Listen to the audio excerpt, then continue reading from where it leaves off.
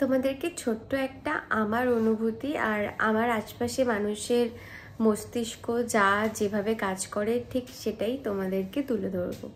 তো আমার একটা পোস্ট, এই যে হালকা ক্লিভেজ দেখা যাচ্ছে, আর আমার এই হাতটা, এই হাতের এই অংশটা, আর আমাদের মেয়েদের যে মানে লুকানোর কিছু নেই, বুকের অংশটা মানে স্তন যেটা হয় আর কি, সেটা, আর হয়তো একটুখানি এখানটায় পিঠটার এই জায়গাটা দেখা যাচ্ছে।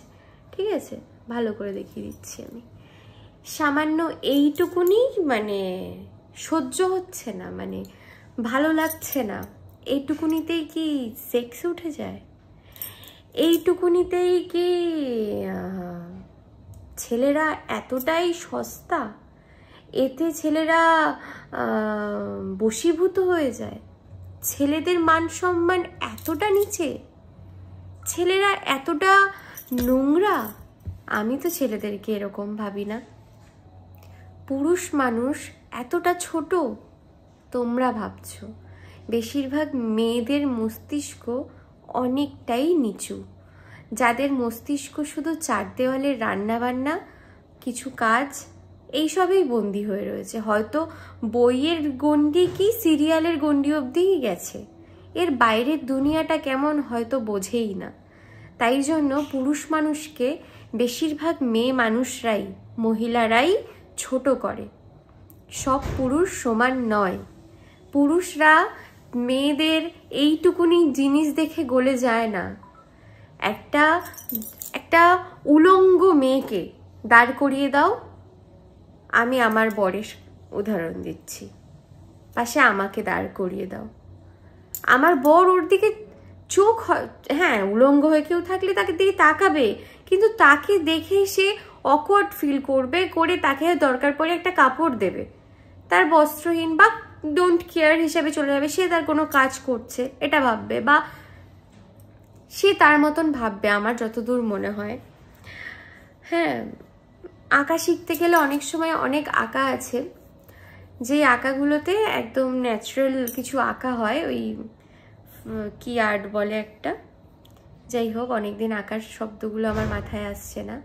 তো তখন কিছু কিছু জিনিস রেখে দেওয়া হয় সেখানে। অনেক সিনেমাতে তোমরা দেখেছো হয়তো, যেমন টাইটানিকেও দেখেছো। টাইটানিকে রোজকে জ্যাক যখন এঁকেছিল, রোজ পুরো উলঙ্গ ছিল, ঠিক আছে?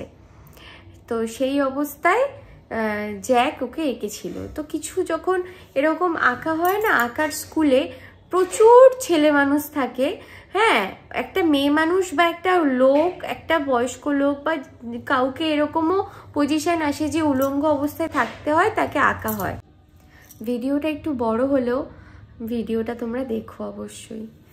তো সেই পুরুষ মানুষদেরকেই এতটা অসম্মান করো না। কিছু পুরুষ মানুষ তো আছে বুদ্ধিহীন, সবাই যেমন সমান নয়, মেয়েরা সবাই খারাপ নয়, সে তেমনটাই সব মানুষের মধ্যেই তাই। ছেলে মেয়ে যাই বলো না কেন, সবটাই এমনই হয়। তো এটাই বলবো, এইটুকুনিতে পুরুষ মানুষ গলে না। তো তোমরা ভুল করছো।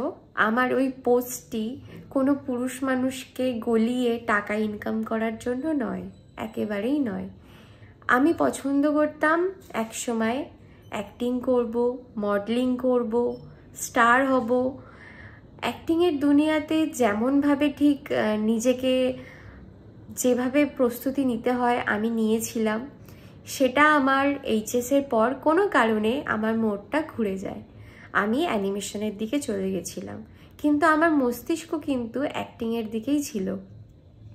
তো এখন আমার জীবনে আমার কোনো সেরকম পাবন্দি নেই, বা আমার বর অতটা মানে, বা আমার যে কোনো আমার আশেপাশের মানুষজনগুলো অতটা মানে কি বলবো, ওরকম না, আমাকে স্বাধীনতা দেবে না, বা আমার ইচ্ছে আমি চাইলেই এখন অ্যাক্টিং নিয়ে আবার করতে পারি যা খুশি ইচ্ছে। কিন্তু সবটা এখন আমাদের হাতের মুঠোয়। আমরা চাইলেই নিজস্ব একটা ভিডিও বানিয়ে নিজেকেই সেখানকার নায়িকা, সেই ভিডিওর নায়িকা বানিয়ে নিতে পারি। এখন এটাই চলছে, ইউটিউব, ইনস্টাগ্রাম সব জায়গায় সম্ভব। তো আমি নিজেকে মডেল ভাবতেই পারি। আমি মডেলের মতন পোজ দিয়ে ফটো তুলেছি, এটা আমার মনে হয় না খুব একটা খারাপ।